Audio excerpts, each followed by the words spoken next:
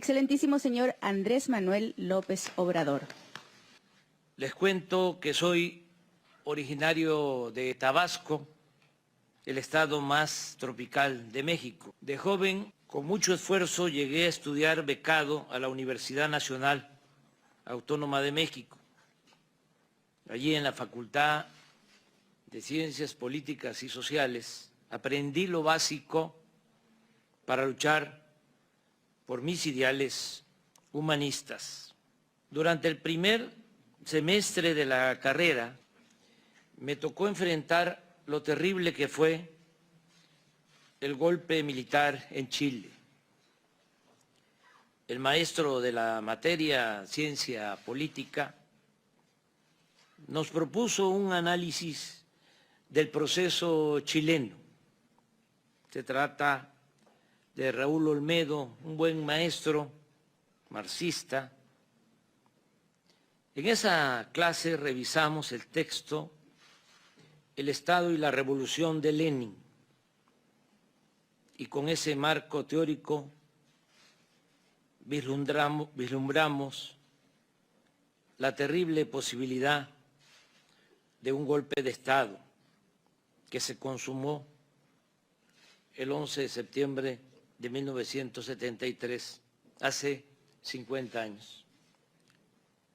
Esto me impactó mucho, me marcó. El presidente chileno, Salvador Allende, que todavía gobierna con su ejemplo, es el dirigente extranjero que más admiro, quien más sentimientos me genera. Fue un humanista, un hombre bueno, víctima de canallas. Se decía en aquel tiempo, hablando precisamente del presidente Allende, que ser joven y no ser revolucionario era una contradicción, pero ser revolucionario no necesariamente implica tomar las armas. El propio presidente Allende eligió un camino diferente, aun cuando muchos opinaban que solo mediante las armas podía mantenerse en la presidencia y evitar que lo asesinaran. Él era un pacifista. Por eso, aquello fue un crimen horrendo. En 1973, México, su pueblo, su gobierno, mostró con palabras y con hechos nuestro apoyo a los defensores de la democracia en Chile, víctimas de un golpe de Estado que causó la muerte del presidente Salvador Allende, estadista y ser un humano excepcional.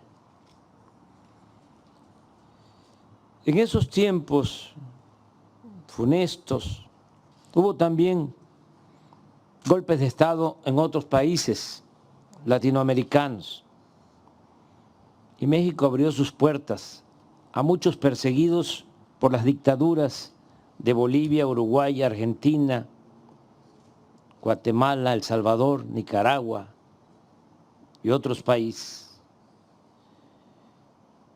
En mis tiempos de estudiante tuve profesores de Chile, de Bolivia, de Haití, de Uruguay, de Argentina, exiliados en México. Fue una época muy fecunda para las ciencias sociales, pero también muy dolorosa para América Latina, por el sufrimiento que provocó el totalitarismo a muchos pueblos de nuestra América. A la par, fue un tiempo de mucha reflexión y de análisis. En esos momentos, en esos tiempos, surgió nuestra convicción en favor de la transformación por la vía pacífica y electoral, con el ejemplo inigualable que nos legó el presidente Allende. Eso no debemos olvidarlo. Él fue el que abrió el camino para llevar a cabo transformaciones por la vía pacífica, por la vía electoral. Desde entonces, y con todo respeto a los partidarios de la transformación por la vía armada, promovida por una vanguardia del pueblo que se propone lograr cambios en la estructura del poder, nosotros, siguiendo las enseñanzas del presidente Allende, apostamos a que con la toma de conciencia de amplios sectores de la población es posible echar a andar y hacer realidad la transformación que requieren los pueblos de manera pacífica, con menos sacrificios y posiblemente con mayor profundidad. A veces los objetivos de las revoluciones no se obtienen o no perduran porque no se hacen acompañar de cambios de mentalidad en la población que permitan, con su participación activa y consciente, contrarrestar las desviaciones que se originan cuando los dirigentes de los procesos de transformación no actúan de manera congruente o se corrompen. En otras palabras, no tiene sentido llegar al poder si la gente va a seguir pensando igual. En nuestra experiencia, la transformación ha sido posible porque la internalizó el pueblo. Es producida por la gente, aplicada y defendida por el pueblo. Lo aquí expuesto puede parecer inalcanzable, utópico, pero siempre debe mantenerse la convicción de que es posible lograr este propósito de transformar una realidad de opresión, de injusticias, mediante la vía pacífica y electoral. Nuestro movimiento es un ejemplo de ello. En poco tiempo hemos avanzado mucho. Hemos contribuido a cambiar la mentalidad de amplios sectores del pueblo de México. Le llamamos revolución de las conciencias.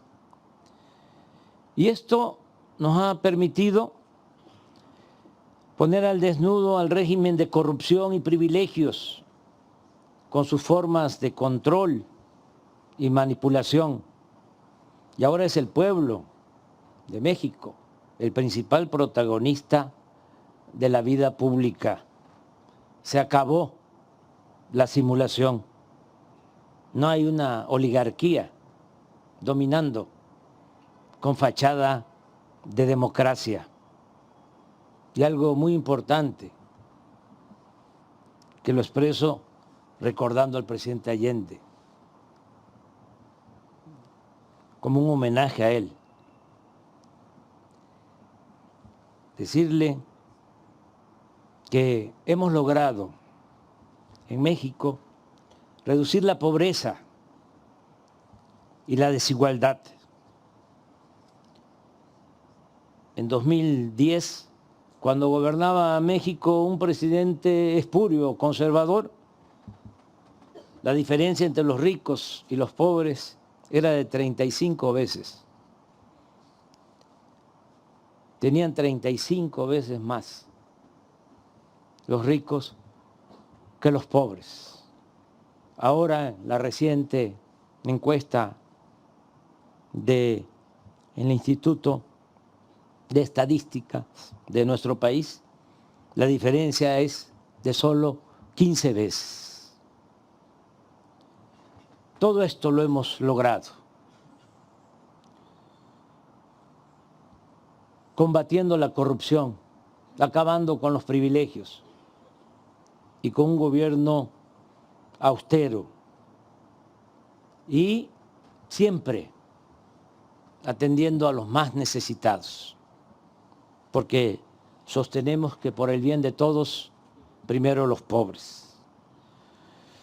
De modo que ustedes, amigas, amigos, que vivieron en el exilio en México, pues son protagonistas principales de esta historia, de este proceso de transformación que se está viviendo en nuestro país. Recuerdo a mis maestros de Chile, recuerdo a mi maestro de la Facultad de Ciencias Políticas, Carlos Morales, a muchos más. ¿Cómo olvidar que cuando trabajé de director del Instituto Nacional Indigenista en las comunidades chontales de Tabasco, 1977, 1982, me acompañó, entre otros, Héctor Luis Morales, que no he podido dar con él, aunque me han dicho que vive en California, pionero en la defensa del medio ambiente. Y todavía no salgo de mi asombro cuando Jaime Suárez Bastidas, quien fue secretario del presidente Allende, en una de las largas pláticas que sostuvimos en la Ciudad de México, me recordó por primera vez un chileno la frase del presidente Juárez, según la cual el triunfo de la reacción es moralmente imposible. Podría contar muchas anécdotas, pero quiero terminar de manera sencilla, solo recordándole a la familia Allende que están en nuestro corazón, recordándoles a todos ustedes lo que ya saben, ya han vivido, que México, al igual que Chile, es su patria. Que viva Chile, que viva Salvador Allende y que viva México.